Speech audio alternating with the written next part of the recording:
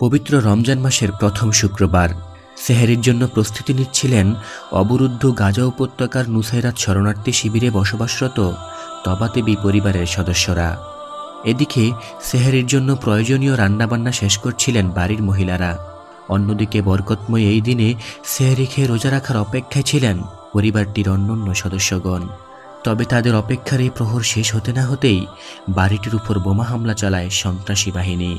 ফলে সেহরি খাওয়ার পূর্বেই শাহাদাত বরণ করেন তবাতেবি পরিবারের ৩৬ জন সদস্য, যার মধ্যে নারী ও শিশুর সংখ্যাই বেশি ছিল। এই হামলায় গুরুতর আহত হলেও প্রাণে বেঁচে গিয়েছেন পরিবারের ১৯ বছর বয়সী সদস্য মোহাম্মদ আল তবাতেবি। হাসপাতালে নিজ পরিবারের সদস্যদের মৃতদেহের পাশেই বসেছিলেন তিনি। কান্নাজড়িত কণ্ঠে মৃতদেহগুলোর দিকে আঙুল দিয়ে সাংবাদিকদের দেখাচ্ছিলেন, এটি আমার মা, এটি আমার বাবা, এই আমার খালা, এইগুলো আমার ভাই।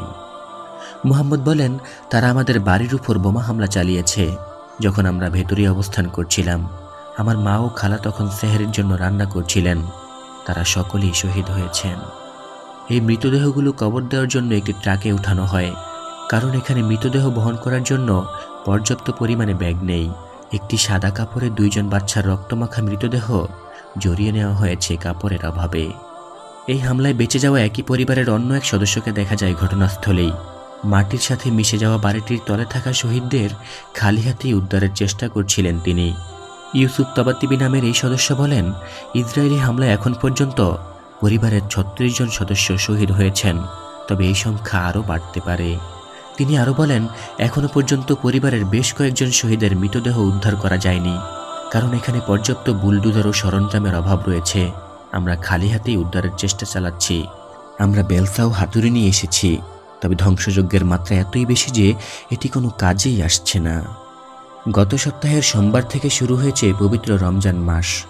দখলকৃত পশ্চিম তীরে শান্তিপূর্ণভাবেই পালিত হয়েছে রমজান মাসের প্রথম শুক্রবার, তবে গাজার পরিস্থিতি ছিল পুরোপুরি ভিন্ন। শুক্রবার সারা রাত জুড়েই নুসাইরাত শরণার্থী শিবিরে হামলা চালিয়েছে দখলদার ইসরায়েলি বাহিনী। হামাস পরিচালিত মিডিয়া অফিস জানিয়েছে, রাতে প্রায় ৬০টি বিমান হামলা চালানো হয়েছে। কার্যালয়ের মুখপাত্র সালামা মারুফ বলেন, এটা একটি রক্তক্ষয়ী রাত ছিল।